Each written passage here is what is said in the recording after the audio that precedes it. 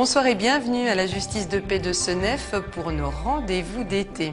Ce soir, nous vous présentons deux enquêtes marquantes et aussi très actuelles. L'une s'intéressera au balai rose et à son lot de rumeurs, l'autre à Geneviève Lermite. Vous le savez, Geneviève Lermite a été condamnée à la prison à perpétuité pour le meurtre de ses 5 enfants. Un film de fiction s'inspirant de son histoire vient de sortir sur le grand écran. Mais nous, c'est à la véritable Geneviève Lermite que nous vous proposons de nous intéresser au travers d'un devoir d'enquête passionnant signé Nathalie Papleux et Adrien Lasserre. Il s'intitule « La folie d'une mère ». Nivelles, petite ville tranquille au sud de Bruxelles. C'est ici qu'habitait Geneviève Lermite, une mère de famille comme les autres, silencieuse, quasi invisible. Cette mère qualifiée de parfaite a massacré ses 5 enfants.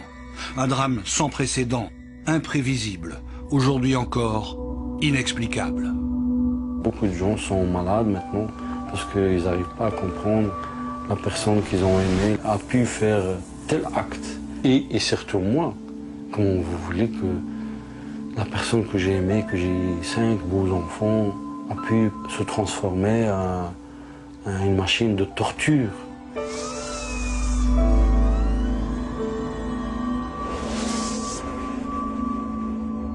On peut se dire qu'une chose devant la matérialité de l'horreur de ces faits, que c'est de la folie. Elle ne se sent pas folle du tout. Elle considère qu'elle a accompli un acte terrible et elle n'oubliera jamais rien, rendez-vous compte. Elle ne vit et n'a vécu que pour ses enfants.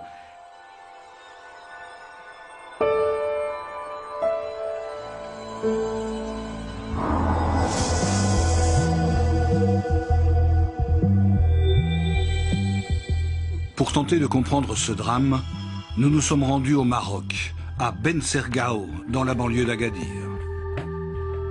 Bouchaïb Mokadem, le père des 5 enfants assassinés, nous sert de guide. Il décide pour la première fois de nous ouvrir les portes de son jardin secret. Et contre toute attente, il nous conduit tout d'abord dans une pépinière. Ce lieu insolite lui rappelle le sourire de ses enfants.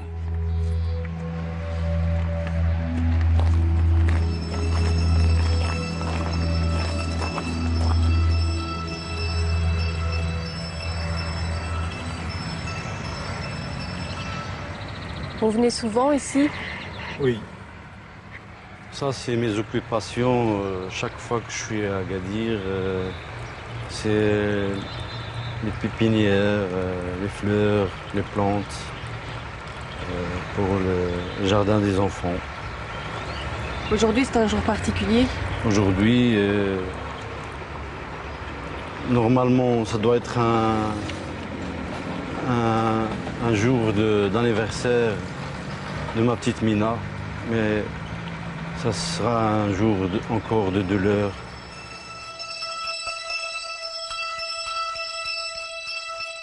Mina aurait eu 9 ans.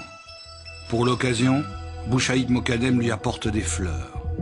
Un rituel répété, dit-il, à chaque anniversaire.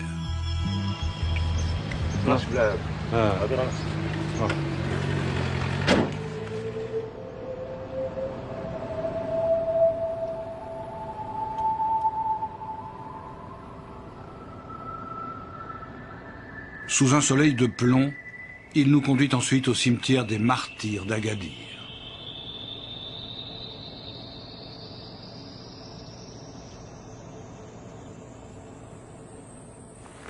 Des centaines de victimes du tremblement de terre de 1960 reposent ici. Le cimetière ressemble à un désert de terre et de cailloux. Seul un petit jardin sort du lot, celui qui entoure les tombes des 5 enfants Mokadem.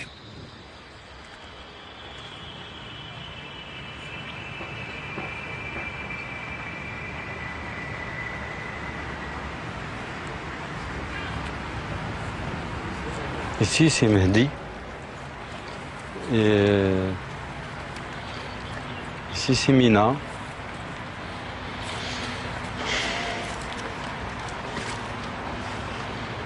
Ici, c'est Nora.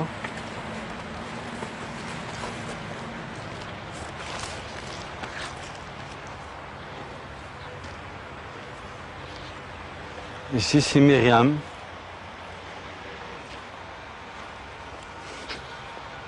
Ici, c'est Yasmine.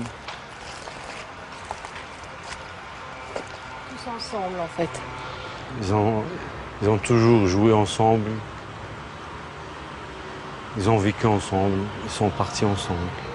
Tout mon bonheur de la Belgique, il est enterré ici. L'homme cherche ses mots. Son chagrin est immense. Pour éviter de sombrer dans la folie, il prie et se raccroche aux souvenirs.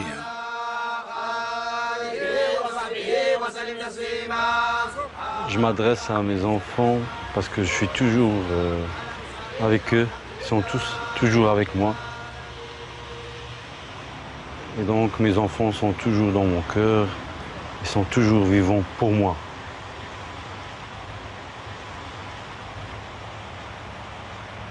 Mais seulement le monstre qui les a torturés, qui les a assassinés d'une manière atroce, il ne va jamais être tranquille. Ni aujourd'hui, ni demain, ni vivant, ni au-delà de la vie. Le destin de Bouchaïb a basculé pour la première fois il y a 30 ans. Le jour où son grand frère, Kibir, aujourd'hui enterré à une centaine de mètres de là, l'a envoyé faire des études en Belgique. À l'époque, Kibir a confié Bouchaïb à un ami belge, le docteur Michel Scar. Vous savez comment ils s'étaient rencontrés, votre grand frère et le docteur Scar? Peut-être qu'il faut poser la question au docteur Scar. Malheureusement, vous pouvez poser la question à mon grand frère, mais il ne sait pas vous répondre. Mais donc, ici, vous connaissez bien les coutumes marocaines. On est ouvert et tolérant, on parle avec tout le monde, on est amis avec tout le monde. C'est dans le tempérament des Marocains.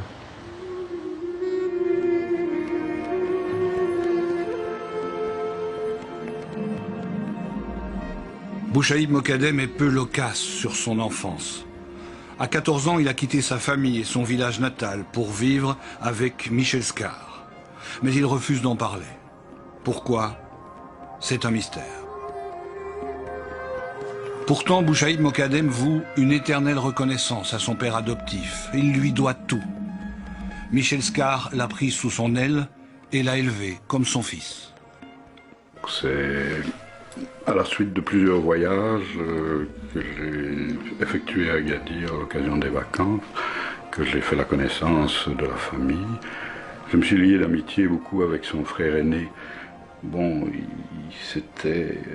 il vivait, je ne vais pas dire dans un bidonville, mais enfin, c'était une grande famille, avec, je pense, 6 enfants. Le papa était mort. Il n'y avait que le frère aîné qui était le soutien de toute la famille. Et donc, il vivait dans des conditions relativement difficiles. Bouchaïb était à l'époque à l'école là-bas, un élève brillant.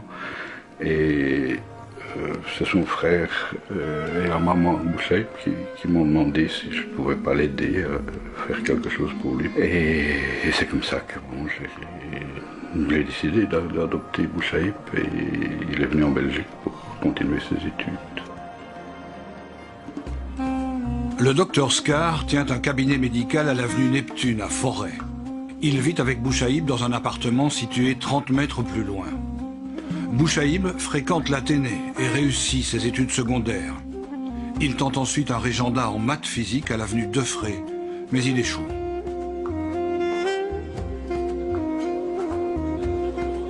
Durant l'année scolaire, il fait la connaissance de Geneviève Lermite, une étudiante en français histoire.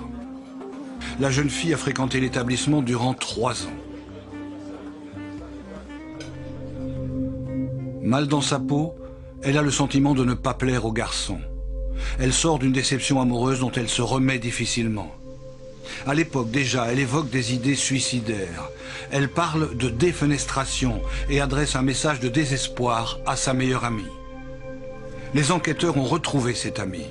Voici ce qu'elle leur déclare. Geneviève a remis une lettre à mon attention. C'était un véritable appel au secours. Elle y faisait part de sa rupture, de sa situation familiale et de son mal de vivre. À la lecture de cette lettre, je craignais qu'elle attente à ses jours. La rencontre avec Bouchaïd Mokadem permet à Geneviève de remonter la pente. Face aux enquêteurs, 17 ans plus tard, elle déclare ceci. Sa présence, son attention, ses origines, son exotisme ont rapidement fait chavirer mon cœur. C'était le prince charmant que j'attendais depuis des années. Ses traits de caractère comblaient le manque que j'avais rencontré auprès de mes amis précédents. Bouchaïd me l'a présenté un jour. Évidemment, la première fois que moi je l'ai vue, elle était extrêmement souriante. Elle était, bon, exactement comme si mon fils me présentait sa fiancée. Donc, la seule chose, c'est qu'elle m'a dit assez rapidement qu'elle était follement heureuse de rencontrer Bouchaïd parce que la vie chez elle était un enfer. Catherine, la sœur de Geneviève l'Ermite, confirme. Durant notre enfance, Geneviève et moi avons subi des maltraitances psychologiques. Mon père était très effacé. Mes parents nous disaient que nous étions moches et connes. Je pense qu'elle a eu une éducation assez stricte, avec, disons, des rapports qui n'étaient peut-être pas toujours des rapports basés sur un dialogue, sur un échange. Je pense qu'elle a eu une éducation assez stricte. La mère de l'ermite, c'était, à mon sens en tout cas, une femme extrêmement froide. C'est comme ça que je l'ai ressenti. Pas spécialement vis-à-vis de moi, hein, mais elle avait un naturel qui me semblait très froid. Et l'ermite m'a dit plus d'une fois qu'elle était en fait mal considérée, ou plus exactement que dans sa famille, elle était amoindrie. Elle était sans cesse rabrouée par ses parents, qui lui disaient qu'elle était bonne à rien, qu'elle n'arriverait à rien. Un jour, je crois que c'est son père ou sa mère, on lui a dit « T'es juste bonne à pousser les chariots du GB ». Ce vide affectif ressenti par Geneviève l'Ermite a-t-il influé sur le drame qui se jouera 17 ans plus tard? Quel rôle les parents de Geneviève l'Ermite ont-ils vraiment joué? Ils n'ont pas souhaité s'exprimer devant la caméra. Sa mère est infirmière, son père est comptable. Voici ce que ce dernier déclare aux policiers. Nous avons donné à nos filles une éducation attentive. Nous étions certes exigeants quant aux résultats scolaires, sans obligation d'excellence. Il est faux de prétendre que nous rabaissions, humilions Geneviève ou Catherine.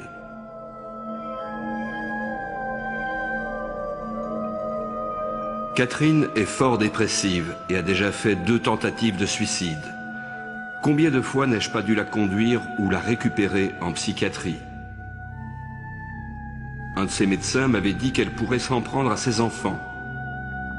Pour parler franchement, c'est plutôt de Catherine que nous nous attendions à des actes comme ceux que Geneviève a commis. L'adolescence de Geneviève est marquée par de nombreux échecs scolaires. Elle quadruple sa 3e et double sa 4e.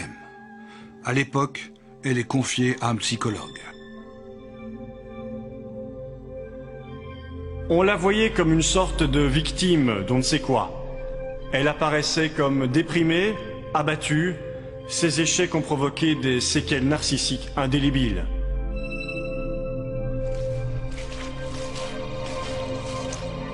La jeune fille se replie sur elle-même. Effacée, discrète, elle s'enferme dans une bulle de silence, incapable au fil du temps de verbaliser ses souffrances. Avec Bouchaïd Mokadem, Geneviève l'Ermite se sent pour la première fois valorisée. Ils se marient après seulement 4 mois de rencontre. Les parents de Geneviève ont accepté ce mariage du bout des lèvres. Bon, le mariage s'est déroulé donc à la maison communale de Forêt. Le seul cadeau que Geneviève l'Ermite ait reçu lors de son mariage de la part de ses parents, c'est un bouquet de fleurs. Et c'est moi qui ai pris en charge toutes les finances de ce mariage. Et ma famille l'Ermite n'a rien fait, rien donné à sa fille. Je trouve ça assez honteux, ça m'a un peu révolté. Jusqu'à sa robe de mariée qui a été payée par les sœurs de Bouchaïd.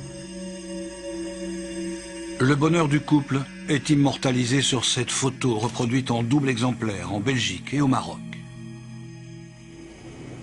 Cette photo, nous l'avons retrouvée à Agadir, dans la maison de Bouchaïb Mokadem. Derrière ces murs se cachent plein de souvenirs, des jouets d'enfants, des effets personnels de Madame l'ermite. Bouchaïb Mokadem fond en larmes. Nous ne filmons pas. Un peu plus tard, il nous autorise à entrer. L'atmosphère est lourde, l'émotion intense. Ici, c'est un étage des enfants. Il y a tous leurs objets, leurs affaires, leurs jouets, leurs dessins. Donc c'est normal, c'est un point de repère de mes enfants et un point de recueillement. Et évidemment, c'est très important. Mes enfants sont autour de moi et donc je vis dans la joie de mes enfants. La photo du mariage se trouve dans la chambre à coucher. Geneviève l'ermite y a dissimulé un message secret. Curieusement, elle n'en a révélé l'existence qu'après le drame, en prison. Cette photo, elle est très significative. C'est le premier jour de joie et de bonheur de notre couple, mais seulement en regardant l'arrière de la photo,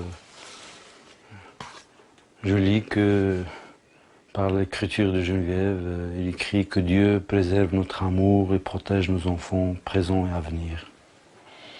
Ce sont des paroles qui m'enfoncent encore plus dans l'incompréhension. Qu'est-ce qu'il a pu arriver à cette femme pour arriver à faire cet acte? Ça aussi, c'est une photo significative. Geneviève qui rayonne de plus en plus parce qu'elle était enceinte de notre première fille, Yasmine. Et donc, elle tient à ma maman parce que il y a un lien fort avec maman. Et c'est une photo très importante. Le couple Mokadem aura 5 enfants. Les naissances se suivront à intervalles de 2 ans. Yasmine est née en 92. Exemplaire, équilibrée. Elle rêvait de devenir prof de français. Nora, née en 95, sera plus discrète. La préférée de Michel Scar. Myriam voit le jour en 97. Joyeuse, c'est le bout en train de la maison. En 99, Mina complète le tableau, une petite fille spitante et affectueuse. Le seul garçon, Mehdi, naîtra en 2003, un bon petit diable, hyper couvé, dit-on, par sa maman. Geneviève l'ermite et ses enfants adoraient le Maroc. Ils passaient régulièrement leurs vacances scolaires dans cet hôtel. C'était un endroit magique pour les enfants, ils étaient contents d'être ici, de jouer. Et les mots sont difficiles et on les a arrachés, ce bonheur. Les animateurs du mini-club ont tous été choqués par le drame. Pour eux, rien ne laissait présager un destin aussi tragique. C'était la famille normale, tellement normale qu'on voit que les enfants, ils parlent, ils jouent avec les autres, ils mangent comme...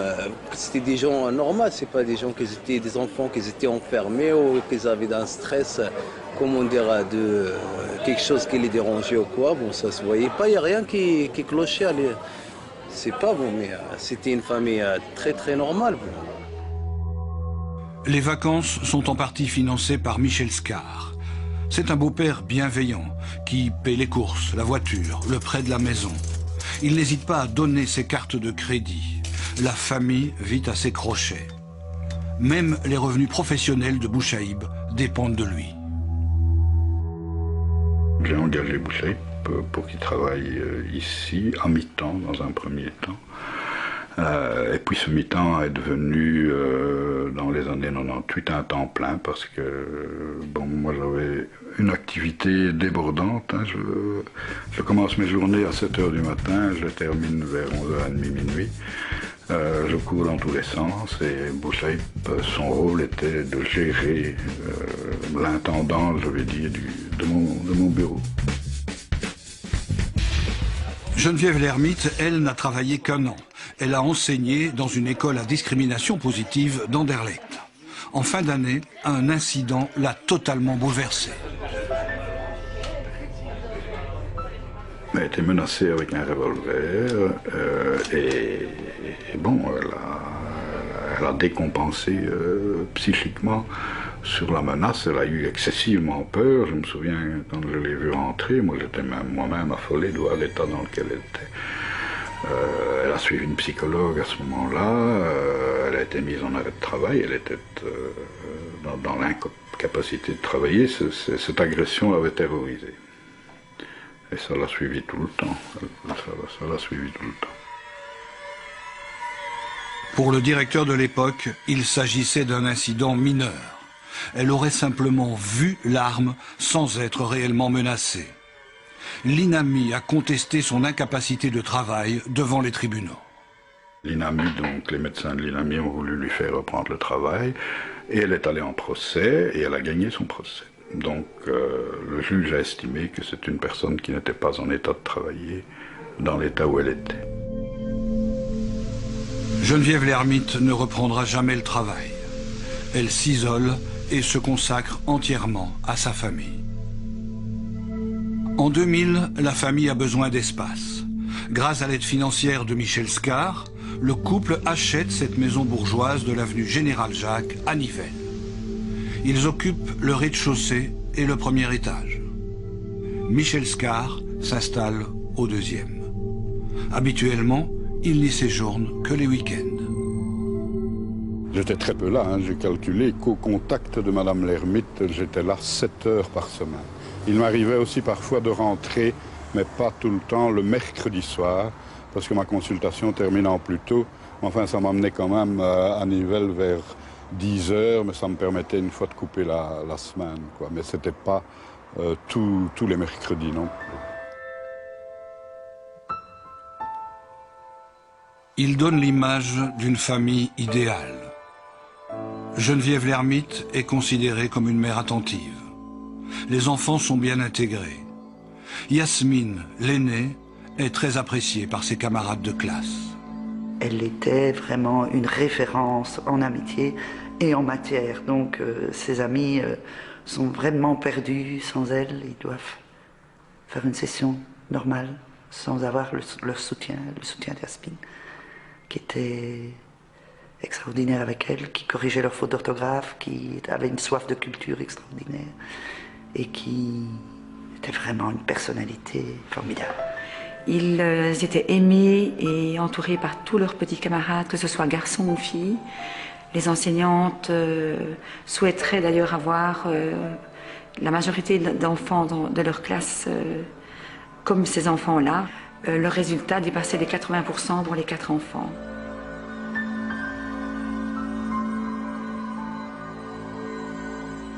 La famille vit en vase clos. Peu de visites, pas d'amis aux anniversaires. Certains témoins affirment que c'est une volonté de Bouchaïb Mokadem pour éviter une influence néfaste venant de l'extérieur. Le seul invité occasionnel est un voisin. Il n'a jamais rien constaté d'anormal.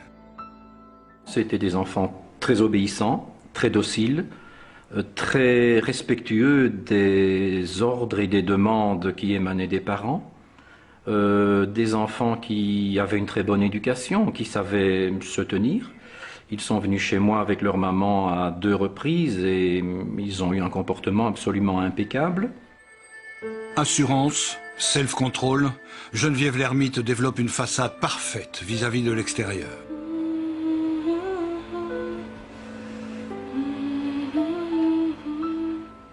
C'était une maman très attentive, très prévenante. C'était une maman câlin.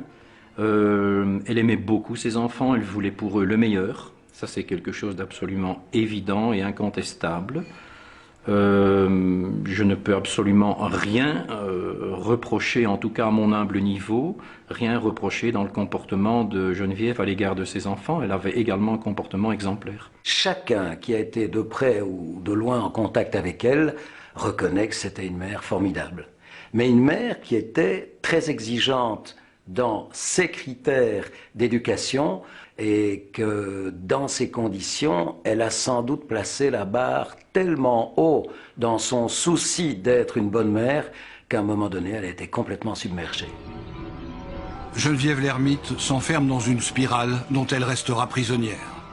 Épuisée, elle aurait dû se révolter et lever le pied. Mais incapable d'affronter son entourage, elle préfère sauver la face et refuse de craquer. L'un de ses avocats parle de burn-out. Le burn-out se caractérise par un sentiment d'être submergé par la tâche, de lutter contre cette ampleur par la perfection. Par conséquent, entretenir un perfectionnisme qui s'accroît avec la surcharge que cela suppose. Et de se retrouver finalement pris dans un étau, en n'ayant plus la possibilité ni d'être apprécié, ni même de s'apprécier soi-même à ses propres yeux. On se lève à 5h30 parce qu'on sait qu'on doit préparer le petit déjeuner des 5 enfants. Après cela, on doit s'occuper de la préparation pour l'école. On doit faire leur toilette, on doit les conduire à l'école et on revient alors vers 9h de l'école avec déjà derrière elle 3h30 très très occupées. Dans la journée, on fait la lessive, on prépare le repas et on n'arrête jamais une minute. La femme considère qu'elle n'est pas à la hauteur de la tâche parce que si elle s'adresse au mari, le mari lui répond « Moi je bosse pendant que toi tu restes à la maison, c'est bien le moindre que tu fasses la vaisselle ou qu'il y ait 4 machines à laver par jour et qu'on soit 10 à table. » Bien, et elle n'en peut plus. Vers 5h ou 4h, les enfants reviennent, ça recommence, on fait les devoirs, on prépare le repas, on s'occupe d'eux, on essaye de faire en sorte que tout se déroule bien. Et vers 9h30, 10h, on est complètement épuisé.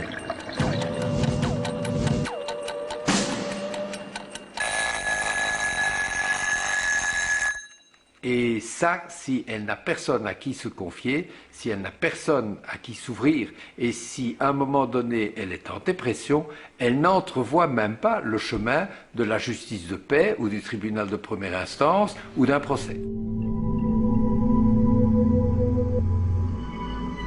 Janvier 2007, quelques semaines avant le drame, le barrage craque. Geneviève l'ermite a des pulsions soudaines, inexpliquées. Elle se surprend dans un magasin à caresser la lame d'un couteau. Elle confie à son psychiatre sa fascination et sa peur de l'objet.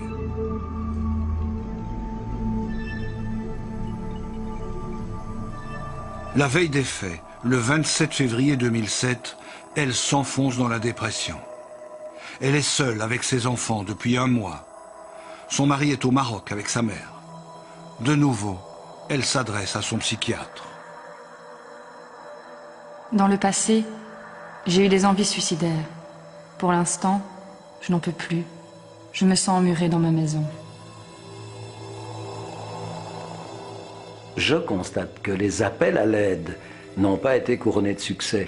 Et la principale demande d'aide, c'est à l'égard de son psychiatre, parce qu'il faut savoir que depuis des mois, elle était en traitement chez un psychiatre qui savait qu'elle avait des tendances au désespoir, voire même au suicide. Et on rappellera que quelques jours avant ce drame, elle écrit encore au psychiatre pour signaler qu'elle a l'intention de se suicider. Je suis allée chez Valérie, ma meilleure amie. Je lui ai tout sorti. Des détails sur notre vie qui étaient cachés à notre entourage. Que mon mari ne travaillait pas. Que Scar était envahissant. Elle m'a remonté le moral.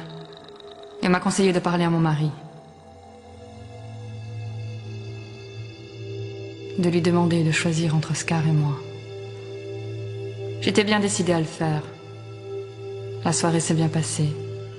J'étais joyeuse. Le lendemain, jour du drame, tout s'écroule.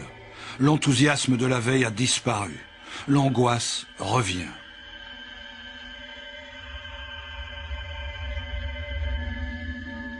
Nous sommes mercredi. Geneviève l'ermite reprend ses enfants à l'école à midi. Elle prépare des tomates au thon, leur repas préféré. Dans quelques heures, son mari sera de retour du Maroc. Il semble qu'inconsciemment, elle n'ait plus le courage de l'affronter. Après le repas, elle prépare 2 enveloppes. Dans la première, elle dépose des bijoux. Dans l'autre, une lettre destinée à son ami. Ma chère Valérie, il n'y a pas de solution à mon problème. J'ai pris ma décision de partir avec mes enfants très loin et pour toujours. Je ne regrette pas cette solution finale.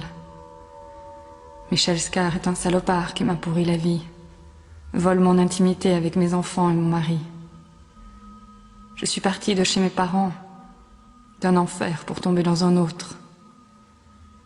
Je te demande pardon. Ton amie Geneviève. Tu partageras les bijoux entre mes sœurs et toi. Elle dit que la situation, pour elle, est une situation qui n'est plus envisageable, dont le maintien n'est plus envisageable, et c'est une lettre désespérée, de désespérée. Geneviève l'ermite déclare aux enquêteurs qu'elle est sortie de chez elle et qu'elle a déposé les lettres dans la boîte de son ami. Sur la route du retour, elle s'arrête au supermarché. Comme un automate, elle s'empare du couteau qu'elle avait caressé. Elle en prend un deuxième et les vole. Avec des médicaments, j'avais peur que si ça ne marche pas, mes enfants restent handicapés. Avec le couteau, c'était radical.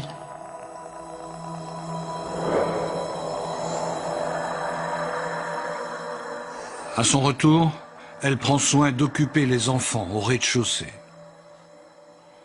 Elle les installe devant la télévision, lance une cassette vidéo et se regarde une dernière fois dans le miroir. Elle ressent une sensation de vide, l'impression que sa tête se réduit.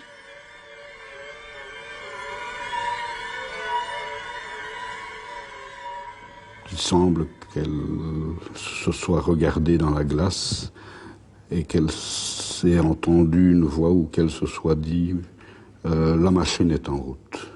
Ce sont des termes qu'on retrouve et qu'à ce moment-là, effectivement, cette horrible machinerie s'est enclenchée. La scène va durer plus d'1 heure. Le détail des faits est insoutenable et a longtemps été passé sous silence. Mais pour s'interroger sur l'état mental de Geneviève l'ermite, il faut accepter de basculer dans cette horreur. Geneviève l'ermite a tout d'abord piégé Mina, sa fille cadette âgée de 8 ans. Les propos qui suivent sont très durs. Chaque enfant a été appelé l'un après l'autre et prétextant une surprise qu'elle avait à leur montrer dans la chambre.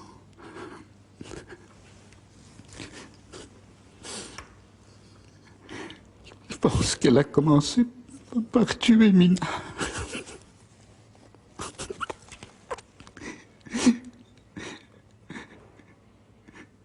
Je n'arrive pas à comprendre. J'ai vu dans le dossier qu'un des enfants s'est écrié « Non maman, ne fais pas ça, je t'aime ». Comment est-ce qu'on sait continuer une action dans des conditions pareilles? C'est atroce. C'est atroce. Mina a été étranglée, puis égorgée.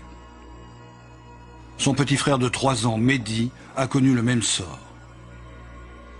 Elle l'a installé sur le bord du lit, puis l'a étranglé. Tout en le maintenant, elle s'est emparée du couteau dissimulé dans le tiroir de la commode et l'a égorgé. Elle l'a ensuite recouvert pour ne pas attirer l'attention des autres enfants.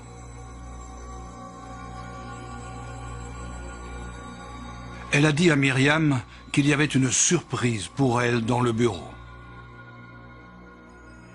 Elle l'a installée sur une chaise et lui a bandé les yeux. Madame l'ermite avait préparé une plaque de marbre. Elle l'a brisée sur la tête de sa fille pour l'assommer. Toujours consciente, Myriam est tombée par terre en la suppliant d'arrêter. Madame l'ermite a pris son couteau et l'a égorgée. Entre chaque assassinat, Geneviève l'ermite a lavé systématiquement son couteau, ses mains et son visage. Je vois un visage dans le miroir, comme un masque. Elle a attiré Nora au 2e étage, dans la salle de bain partagée par Michel Scar et Bouchaïd Mokadem. Elle l'a invité à s'asseoir, lui a demandé pardon pour ce qu'elle allait faire. Elle a passé le couteau sous la gorge. Nora s'est défendue, elle est tombée. Sa mère s'est mise à califourchon pour la tuer.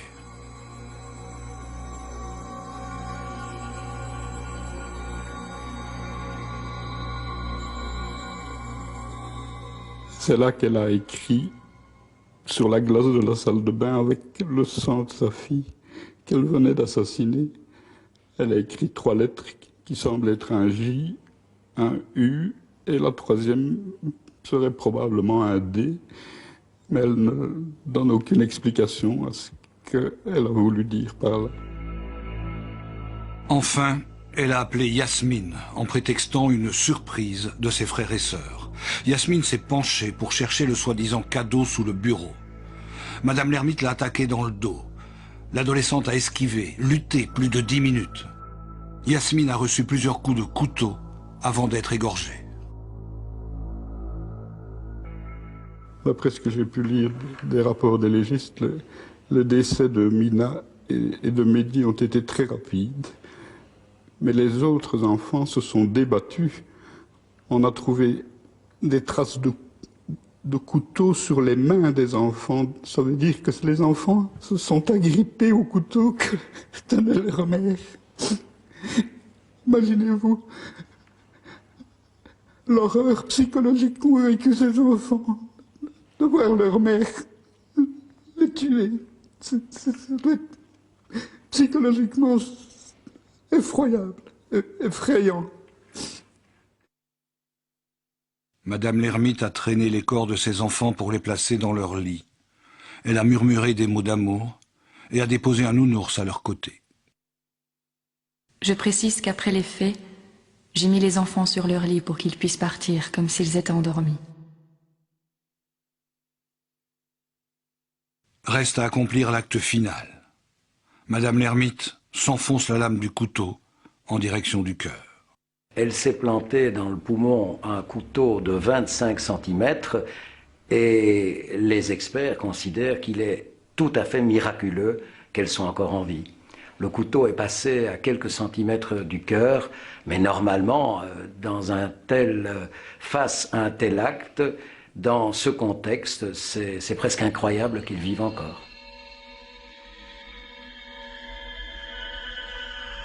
Réveillée par la douleur, Geneviève l'ermite prend soudain conscience de son acte et appelle les secours.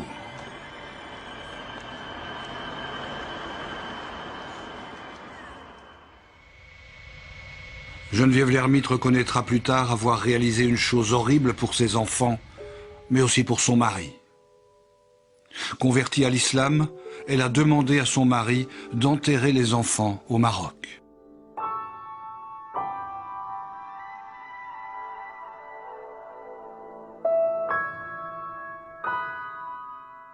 لا نفرق بين أحد من رسله وقالوا سمعنا وأطعنا غفرانك ربنا وإليك المصير لا يكلف الله نفسا إلا وسعها لها ما كسبت وعليها ما اكتسبت. La première question que j'ai posée à la police, je dis voilà, vous me dites c'est la maman qui a fait ça, alors posez-lui la question, qu'est-ce que je fais avec les corps? Donc ils m'ont répondu que Ces enfants sont des musulmans. Ils doivent être enterrés dans un cimetière musulman et de préférence ici au Maroc, à Ben Sergao, à Gadir, dans le cimetière des martyrs. Donc c'est un choix de leur maman.